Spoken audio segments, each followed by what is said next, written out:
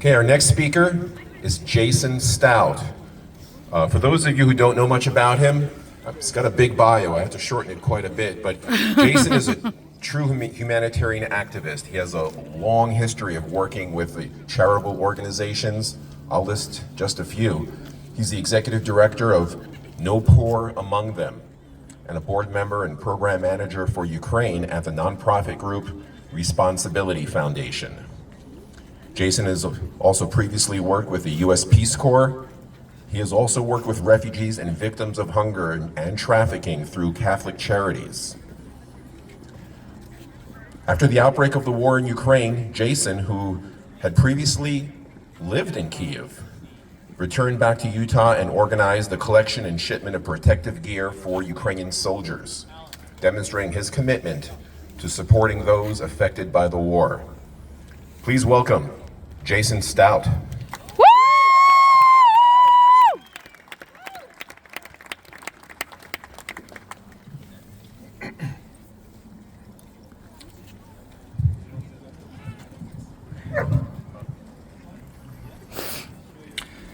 In 1874, a farmer from Odessa, Ukraine by the name of Bernard Warkentin came to America. In his pockets, he brought seeds of something he called Ukrainian red winter wheat, a tough strain that could stand up to Ukrainian winters. Until that time, farmers in America couldn't get their soft wheat strains to grow at all, and the heartland of America was nearly devoid of wheat. Ukrainian red winter wheat was a godsend and soon became the most widely used bred wheat in America. It fed the entire nation. And now, 150 years later, almost half of all wheat strains grown in America still stem from those original Ukrainian red winter seeds. I bet you didn't know that. That's because Ukrainians are not a boastful people. Ukraine has been the breadbasket of Europe for centuries. And as we now know, Ukrainian wheat was even the breadbasket of America. Ukraine was hardly ever in the news until 1,093 days ago.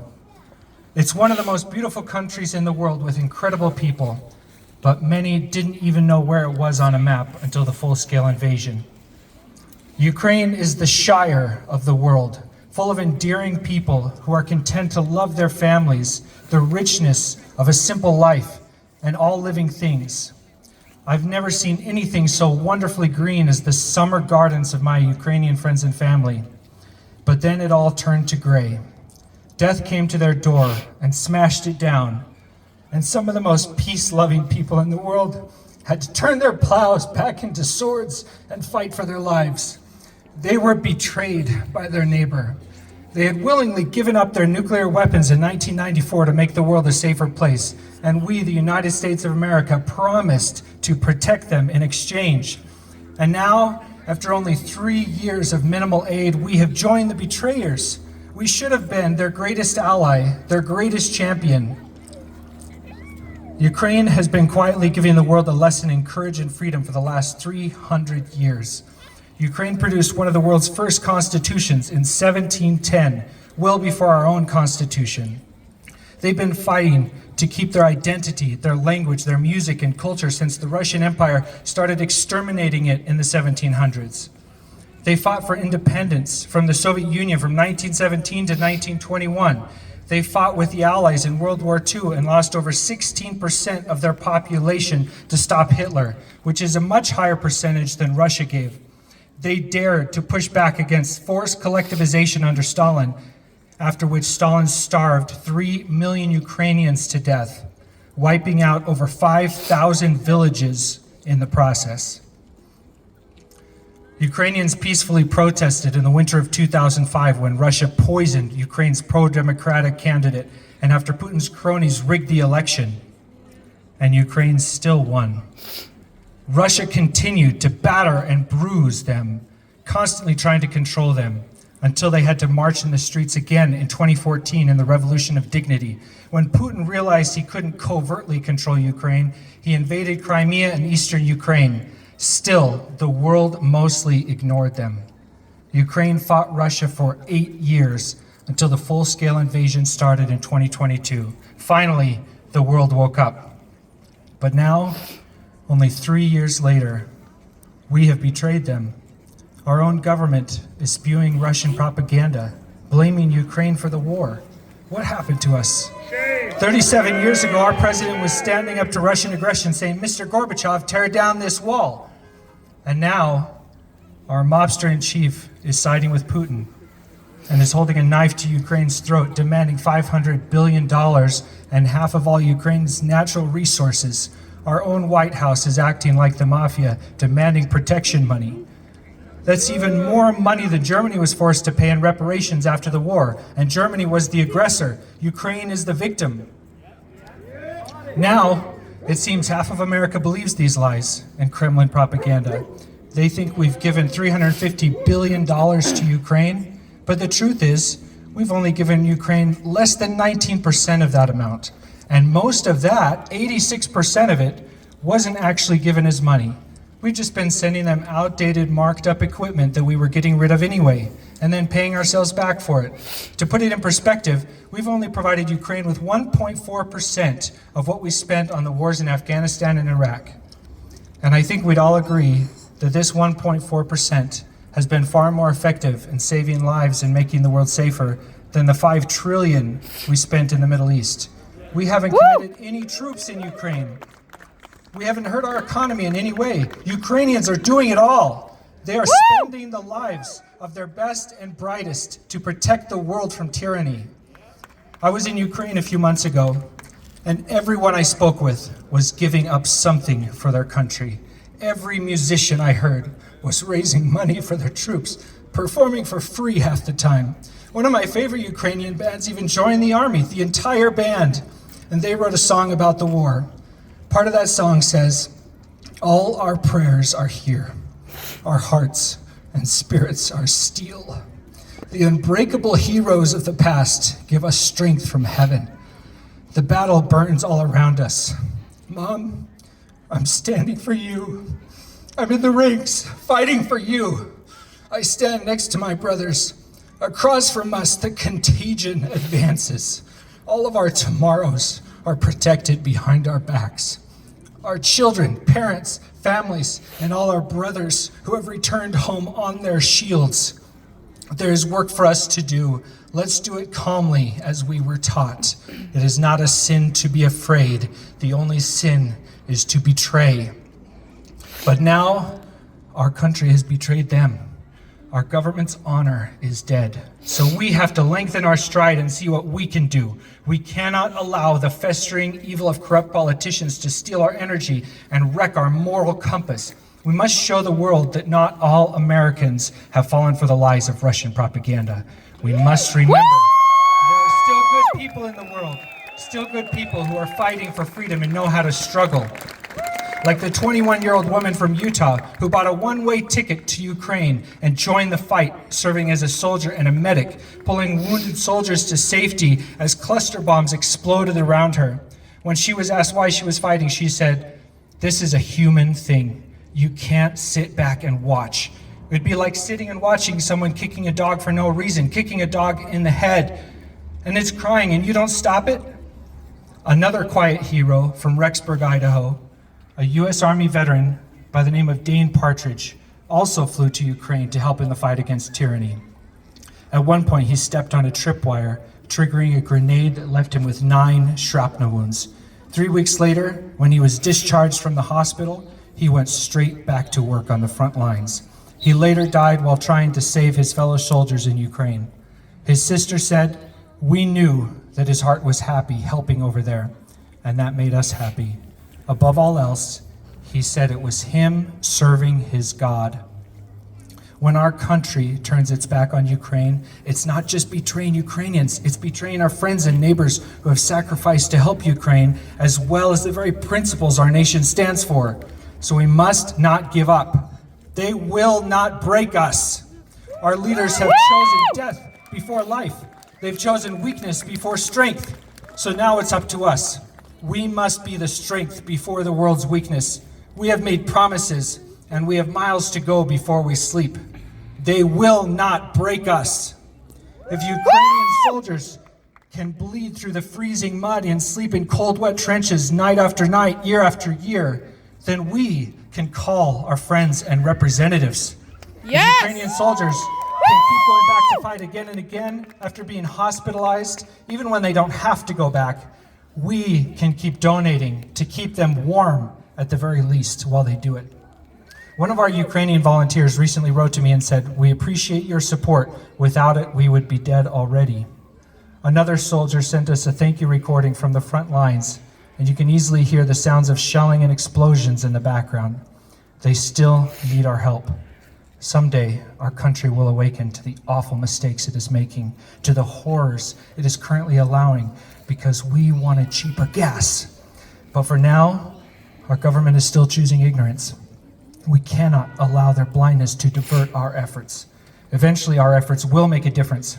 As MLK Jr. said, the arc of the moral universe is long, but it bends toward justice.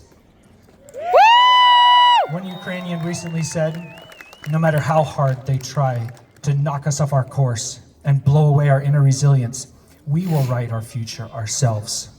Ukraine has become a symbol to the world, a symbol of what America used to stand for and what we could stand for again. They are a nation of people striving forward, pushing against all odds for freedom, the freedom to live and choose their own destiny. In 1834, two British ministers by the name of James Reed and James Matheson came to America, and they wrote, "America will be great if America is good. If not, her greatness will vanish away."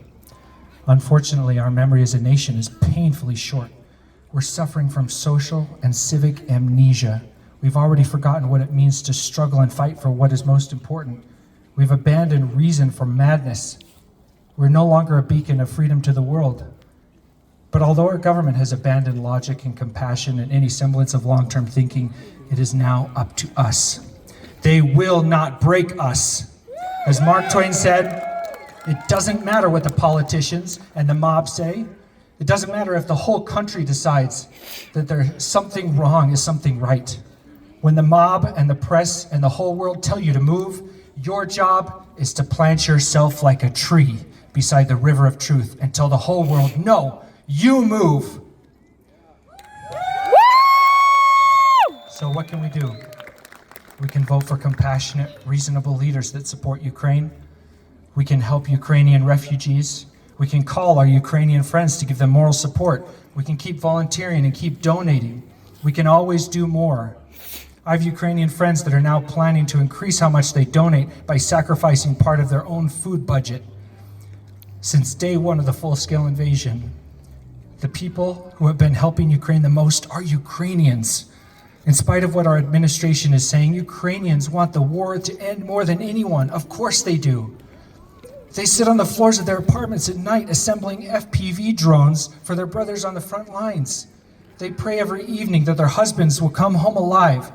One of my dear friends in Ukraine, a mother of two whose husband is on the front lines, told me that she has had to memorize all the different types of missiles and drones that Russia uses to attack Ukrainian cities every night, so that when they get an air raid alert, she knows how long she has to get her kids to safety. Sometimes it's less than 2 minutes. I have other friends in Ukraine who were nearly killed by Russian attacks. One of them has had several surgeries and still has shrapnel in his stomach that pains him every time he moves, but he still went back to fight as soon as he could. Another friend had no military experience, but joined the army because he felt it was the right thing to do. After a few weeks of training, they sent him to the front lines, and on his 11th day, the Russians bombed his trench, and the entire right side of his body was nearly destroyed. He lost the majority of his vision. Another friend, who was just a civilian living in Kyiv, he just got back from his mission, and a Russian missile hit the street right in front of his taxi, and he got a face full of shrapnel.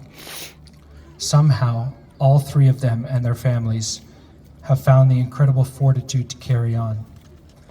The resilience of the Ukrainian people never ceases to amaze me. They are indefatigable and unbreakable. If they can do that, then we can do our small part as we live here in comfort and safety. One of our Ukrainian volunteers named Leah recently told us with tears in her eyes, "We are so thankful for everything you have done, but we still need to ask you to help us in any way possible. our guys have done a good job by freeing many of the lands and people who are occupied by Russia. They stand face to face with our enemies. We need to help them so they can keep protecting us every day from all the things that are trying to destroy our lives. We really hope that it will finish soon so that our families will be safe. So please, if you have any chance to help, please do it. My oldest son, who spent his 10th birthday as a refugee in Poland after we evacuated, has prayed for Ukraine every night for the last 1,093 days of the war. And every night he says the same thing. Please bless that Ukraine will win the war very, very, very, very soon. Please bless that all the people and animals will have enough food, water, and warmth, and a roof over their head. That our family and friends will be safe. Please bless the Ukrainian soldiers, that they will have peace and courage to keep fighting. Please bless that they can feel your love. But right now they're not feeling our love. The country that has championed freedom and democracy has capitulated to the enemy. But each of us has a voice, a small voice. And we have a duty to keep the song of freedom alive. We have a duty to show Ukraine that some Americans still love and still fight and still struggle for freedom. That some of us can still think and act with integrity. So that someday we'll be able to look our children in the eyes without regret or shame. So that we can stand with those true defenders of freedom and echo Shakespeare's words. Old men forget, but we'll remember with advantages what feats we did this day. The gentlemen now asleep and blind shall think themselves accursed they were not here. We few, we happy few, we band of brothers and sisters that stood our ground while the world fell apart, we hold hard our breath and bend up every spirit to its full height. We dishonor not our mothers. We now attest that those whom we called fathers of freedom did beget us. We will be copy now to men of braver blood and never flee from the moral battle. We will show them here the mettle of our pasture, for there is none of us so mean and base that has not noble luster in our eyes. We will stand like greyhounds in the slips, straining upon the start. The time is now. We will not shirk this burden. Ukraine is the front line, and we are their rear guard. This is the fight for the future of the world. We will not be silent. We will not be moved. They will not break us. We will not surrender.